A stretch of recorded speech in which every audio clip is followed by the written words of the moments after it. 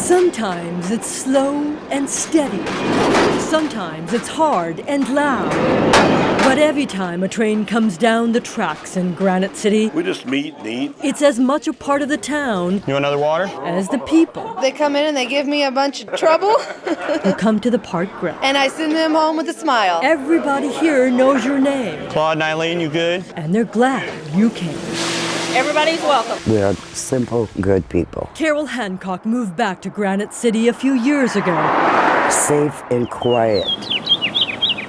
Back to the place she calls home. I thought what a lovely, comfortable little place to be. Carol's home used to be one of at least 2 stash houses where dealers stashed drugs. Our police department received a call from a local police pizza delivery man. Just 2 blocks away from the police department. We arrived to the front door and kind of peered through the front windows. Lieutenant Craig Knight and his officers didn't find the drugs. They found a guy who answered the door with the name Chavez tattooed on. He was a major player in a drug ring that ranged from Mexico through the Midwest. Around the same time, 12 miles south, Caseyville police pulled over a woman named Sandra Seaman. And we find out we have a street-level distributor. 2 arrests opened the door to Operation Midwest Express. Granite City was the ground zero for the distribution of cocaine in the Metro East area.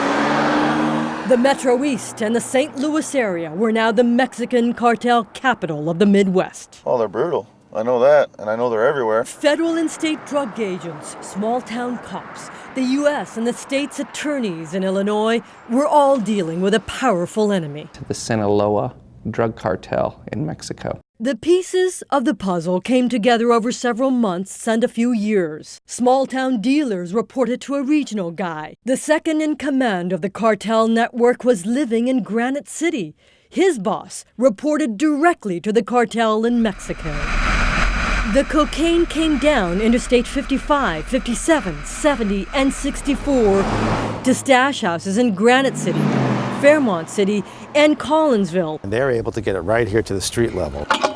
Into people's backyards. Right to the place where kids are playing. Front yards, and on their streets. You've got a white t-shirt, gray hat.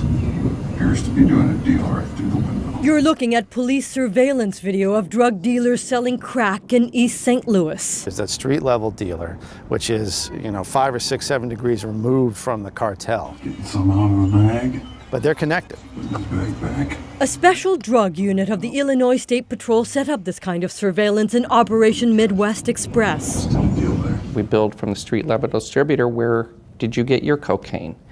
We go to the next person, where did you get your cocaine? Officers found drugs, guns, and money, all traveling up and down the same highways. The shipments from Chicago to the Metro East area came through vehicles, primarily SUVs, stored in the floorboards or stored in hollowed out doors. We got cartel on the U.S. side. Recovery team is on the U.S. side. The U.S. government considers the Sinaloa cartel the most powerful drug trafficking organization in the world. All units, we have a splashdown. The Sinaloa gets drugs into the U.S. through ships on the Pacific Ocean, Side in play. rafts across the Rio Grande River, semis on highways. We gotta run it, go! Then on single-engine planes across the southwest border. There's a big demand for cocaine. Operation Midwest Express took down a network of 30 people running around $9 million worth of drugs for at least 3 years. We dismantled an entire organization. Officers stopped the shootouts and beheadings in Mexico from spilling into the Metro East.